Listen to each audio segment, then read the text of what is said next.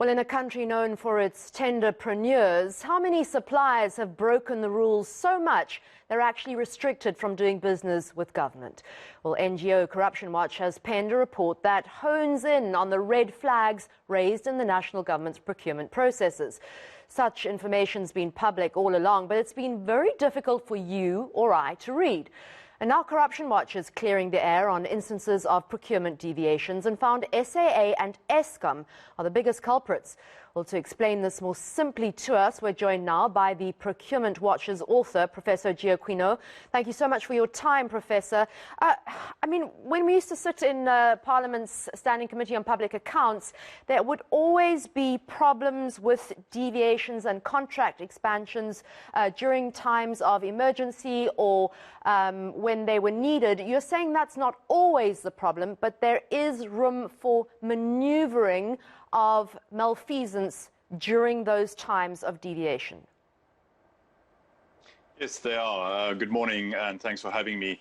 Absolutely. So, as we note in the report, that there are valid, justifiable reasons for departing from prescribed procedures, for varying and expanding contracts. But as we see now in the data that's now become available, that unfortunately, it's become endemic, and it's become a way of circumventing the prescribed rules, whether that be for reasons around bad planning or worse, instances of corruption and abuse of the procurement system. Can you just explain to viewers what it means when a department is given permission to deviate from the normal procurement procedures? Yes, so typically when we procure, we are a public entity is required to go out on open tendering, right? So that is the paradigm way of procuring. It means that you send out an invitation into the market and you request anyone that's interested to submit a bid, and you put all those bids through an open, transparent process in terms of which you pick the winning bidder. However, when there's a deviation, you are proposing that for whatever reason, you can't do that. You can't go to the market and have an open process. So you are asking to depart and just do a different procedure. Now, on the ground, this typically means that you go directly to an identified supplier. You just pick a supplier. For whatever reason, you don't really have to explain why you picked that supplier, and you go and you contract directly with that supplier without any competition, without that supplier having to show why it should win the tender as opposed to any other supplier that could have served you. And you can see how that could be abused in favor of very particular suppliers, and that it's then not always clear that this was the best option under the circumstances. So you can, for instance, get a tender for your best friend to sell you water, for instance, in a drought-stricken area for 100 Rand a bottle instead of 10 Rand a bottle, for instance. Talk to me about debarment. What does that mean? It's come up in your report.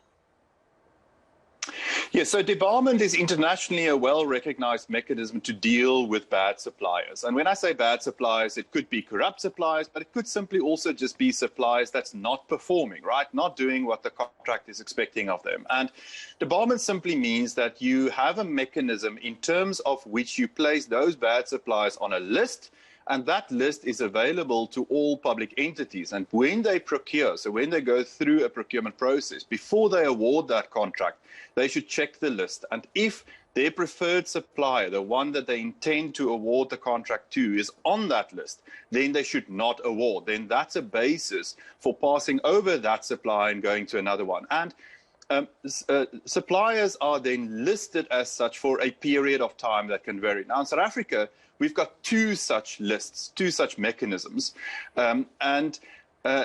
where a public entity, before it procures, must control against. At the moment, we see that these lists are not effectively used. They are really not serving the purpose that they should in our system. Prof, just to wrap up, explain how SAA and Eskom come up as offenders in your report.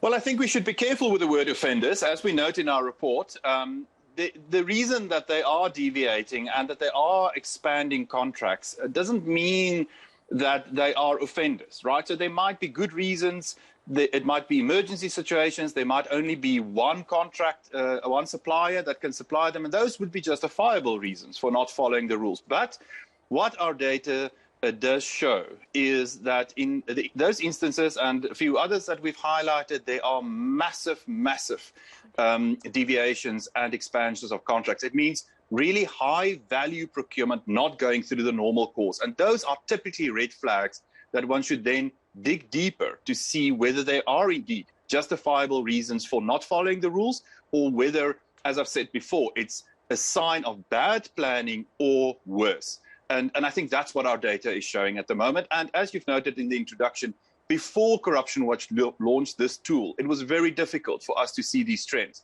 Now it's easier, and one can follow up on these instances. Prof, in very short summary, what do we do about it? Well, firstly, civil society should keep a close eye on this, right? And then start to place pressure on what is happening. For example, if we see the debarment list not being used, and on the other hand, we see that the SIU brings out reports highlighting particular suppliers that's abusing the system, but we don't find those suppliers on the list, we should start asking questions. And I think this is where all of us now are empowered to place pressure on officials, on government, to explain to us why these mechanisms are not effectively used, and insist that they are.